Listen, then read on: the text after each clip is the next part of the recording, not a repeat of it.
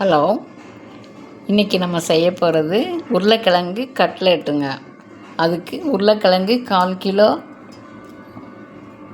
வேக வச்சு மசிச்சு வச்சுருக்கேன். இப்போ இதுலேயே ஆனியன் போட்டுடலாம்.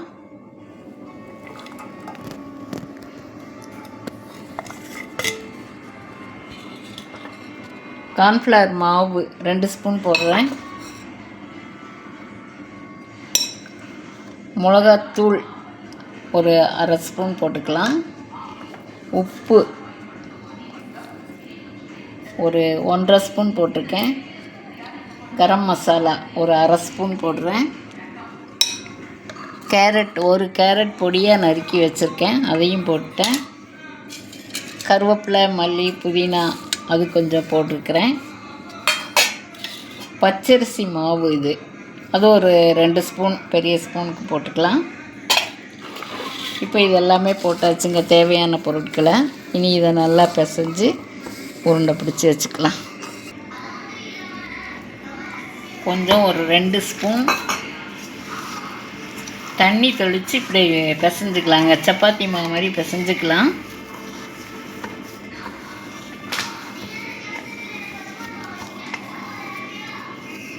இதை நல்லா பெரிய பெரிய உருண்டையாக உருட்டி எடுத்துக்கலாம்.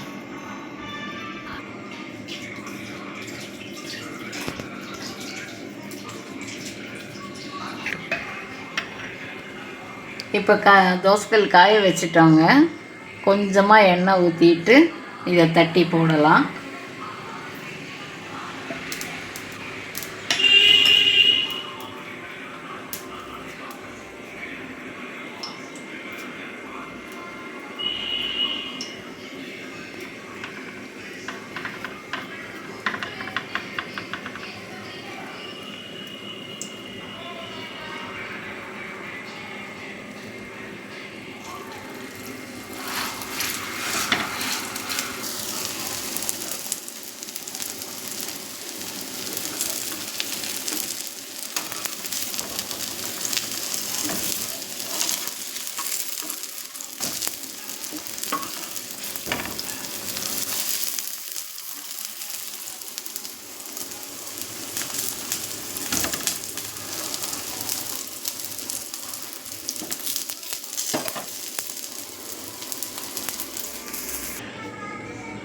இப்போ ருசியான கட்லெட் ரெடி ஆயிடுச்சுங்க.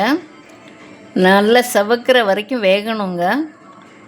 வேகிறதுக்கு ஒரு 5 நிமிஷம் எடுத்துக்குது. இது மொத்தமாக செய்கிறதுக்கு ஒரு 1/4 மணி நேரம் ஆகிருக்குதுங்க. உருளைக்கிழங்கு வெந்ததுக்கப்புறம் 1/4 மணி நேரம் தேவைப்படுது. நீங்களும் செய்து பாருங்கள். நன்றிங்க.